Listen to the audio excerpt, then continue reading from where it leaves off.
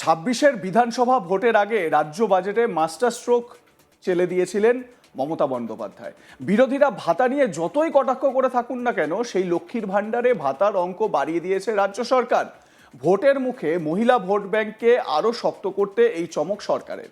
রাজনৈতিক মহলের একাংশের মতে একেবারেই ভোট বাজেটে মাস্টার স্ট্রোক।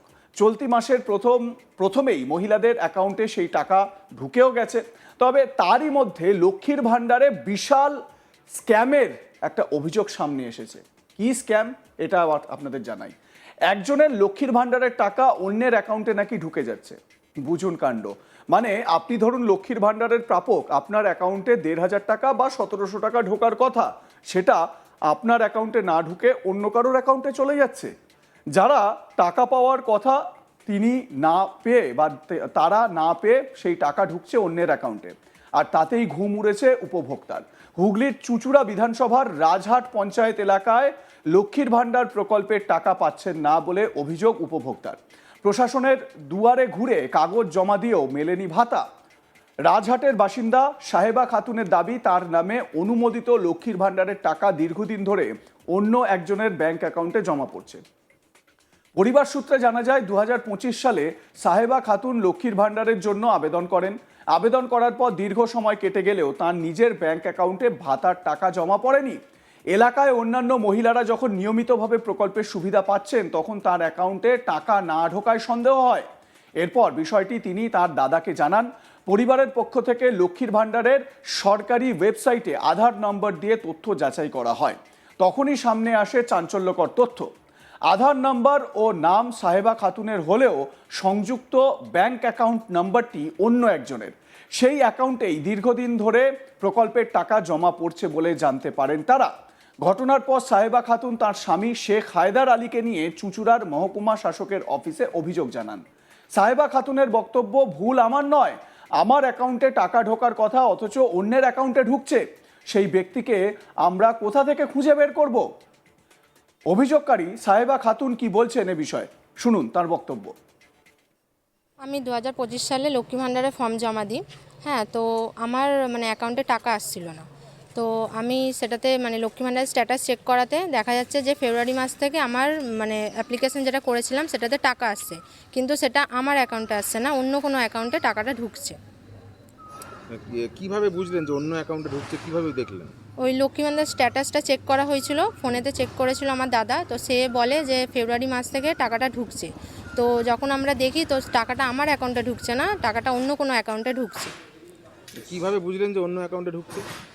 অ্যাকাউন্টটা আমারই নয় তো। অ্যাকাউন্ট, হ্যাঁ, অ্যাকাউন্ট নাম্বারটা সম্পূর্ণ অন্য, আমার অ্যাকাউন্ট নয় এটা।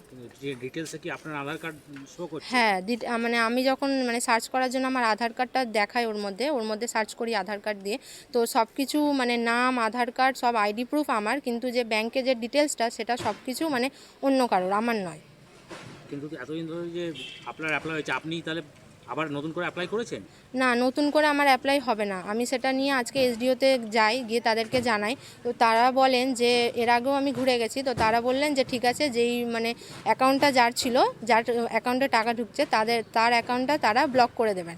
কিন্তু তার অ্যাকাউন্টটা সে ব্লক করে না। তাও আমি যখন আবার আপডেট চেক করি স্ট্যাটাসটা, তখন দেখা যায় তো এখনও তার পেমেন্ট সাকসেসফুল, ওই অ্যাকাউন্টে টাকা ঢুকছে।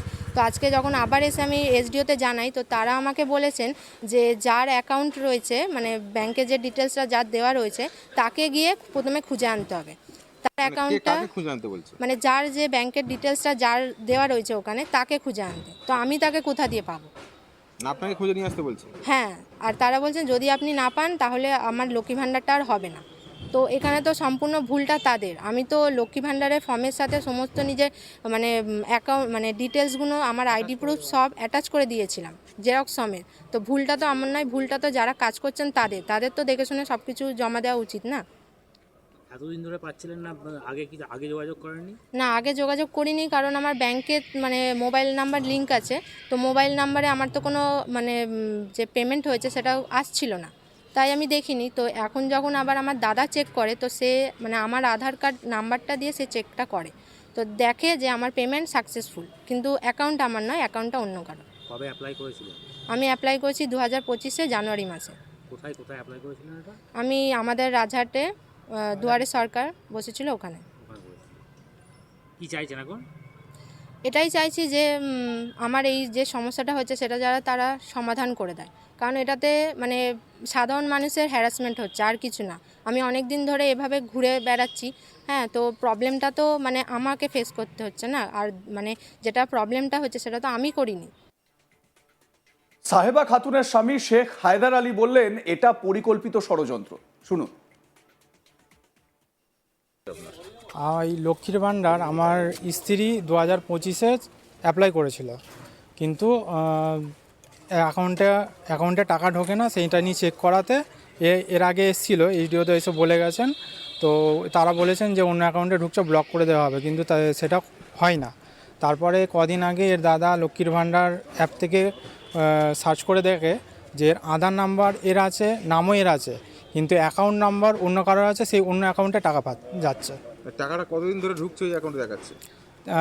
11 মাস হয়ে গেছে প্রায়। 11 মাস বেশি ঢুকছে, তাই তো? আপনাদের অ্যাকাউন্ট নম্বরটা যেটা দিয়েছিলেন সেটা কি এইটাই? না, এটা না, আমরা ব্যাংক অফ ইন্ডিয়ার দিই, কিন্তু ওটা দেখাচ্ছে ইউনিয়ন ব্যাংক। কি বলবেন, এটা নিয়ে কি বিডিওকে বা এটা নিয়ে এইচডিওকে বলা হয়েছে, কিন্তু ওনারা এটা মানতে নারাজ। ওনাদের থেকে ডিটেলস চাওয়া হয়েছে, তো আমার স্ত্রীকে বলে যে উনি ওনাকে খুঁজে নিয়ে আসবে। এবার যার অ্যাকাউন্ট তাকে আমরা কোত্থেকে পাবো? ভুল যেহেতু ওনারা করেছেন, সংশোধনটা ওনারাই করবেন না, আমরা তো, আমাদের থেকে তো কিছু হয়নি। কি বলবে এখন যে এতদিন ধরে এই টাকাটা তো তোমার পাওয়ার কথা ছিল, এটা অন্য জায়গায় চলে যাচ্ছে? এটা এবার কি করবো, এটা এনাদের কিছু না কিছু জালিয়াতির ব্যাপার আছে। এবার আমাদের দাবি একটাই, যে এই টাকাটা যাতে আমাদেরকে দিয়ে দেওয়া হয়, এবং যদি কোনো ভুল থাকে সেটা যাতে সংশোধন করে আবার পুনরায় আমার স্ত্রীর অ্যাকাউন্টে যাতে আসে, তার জন্যই বলা। আপনার স্ত্রী কবে আবেদন করেছিল এটা? 2025 জানুয়ারি। তো এই যে অ্যাকাউন্ট, এটা দেখা যাচ্ছে যে যেখানে টাকা ঢুকছে সেখানে চেক করলে দেখা যাচ্ছে 2021 থেকে টাকা ঢুকছে, তো বহু টাকা ঢুকেছে ওখানে। হ্যাঁ তাহলে কি সমস্যা হতে পারে? এটা কি মনে হচ্ছে আপনার? কি জালিয়াতি হয়েছে বা কিছু একটা হ্যাঁ, হয়েছে? অবশ্যই এটা জালিয়াতি হয়েছে। চুঁচুড়া তৃণমূল কাউন্সিলর জয়দেব অধিকারী বলেন যেহেতু পোর্টালে উঠে গেছে তাই অ্যাকাউন্ট নম্বর ভুল থাকলে তার সংশোধন করা যাচ্ছে না। শুনুন তার বক্তব্য। এই সমস্যাটা শুধু লক্ষ্মী ভাণ্ডার নয়, এর আগে আমাদের এনএসএপি ভাতা এমনি হয়েছিল, যে একজন অ্যাকাউন্ট নাম্বার দিয়েছে, সেই অ্যাকাউন্ট নাম্বার কোনো প্রকারের মিস্টেক হয়েছে, তার জন্য তা অন্য লোকের অ্যাকাউন্টে টাকাটা চলে যাচ্ছে। সেটা এখন পদ্ধতিকরণ করতে গেলে যে এসডি অফিস থেকে আমাদের যা কাজ হয়, হ্যাঁ, এই লক্ষ্মী ভাণ্ডার বলুন বা এই অন্যান্য ভাতার, সেগুলো ওই পোর্টালে যেহেতু উঠে গেছে, সেই বলে এখন আর সেখানে কারেকশন করা যাচ্ছে না। আর সাফিসিয়েন্ট স্টাফ নেই, আপনারা জানেন যে এখন ভোটার লিস্টের কাজ শুরু হয়েছে, বিভিন্ন রকম সরকারি প্রকল্পের কাজ শুরু হয়েছে, তার জন্য সাফিসিয়েন্ট স্টাফ না থাকার দরুন তাদেরকে বলা হয়েছে যে এসআইআর মিটে গেলে সদর মহকুমার শাসকের অফিসে যোগাযোগ করতে। কিছুদিন আগে একটা খবর পেয়েছিলাম যে 14 নম্বর ওয়ার্ডেও একজন আমাকে বলেছিল তার এমনি একটা প্রবলেম হয়েছে, তো আমিও তাকে এসডি অফিসের সঙ্গে যোগাযোগ করতে বলেছিলাম।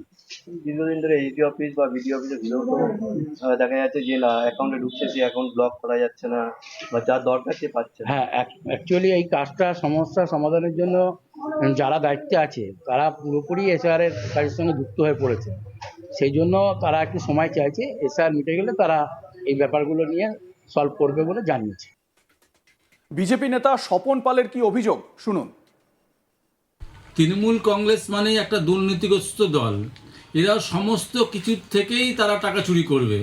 একজন গরিব মানুষ যখন লক্ষ্মীর ভাণ্ডারের যখন আবেদন করছে, তার টাকাটাও অন্য অ্যাকাউন্টে তারা ঢুকিয়ে দিচ্ছে, অর্থাৎ সেই টাকাটাও তৃণমূল কংগ্রেস চুরি করে নিচ্ছে।